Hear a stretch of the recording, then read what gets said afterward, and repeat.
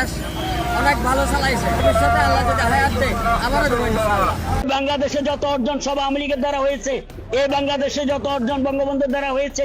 এই বাংলাদেশে যত অর্জন শেখ হাসিনার মাধ্যমে হয়েছে।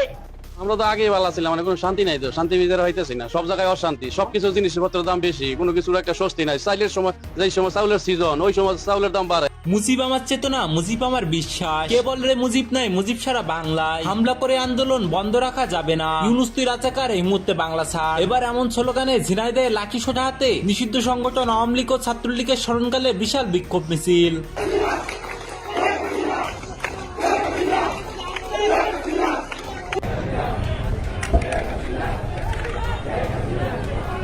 শেখ হাসিনা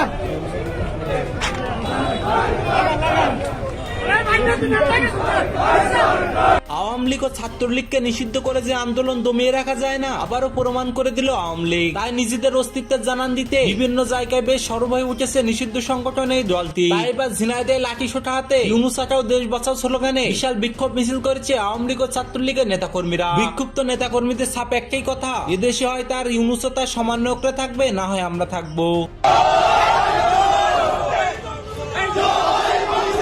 হ্যাঁ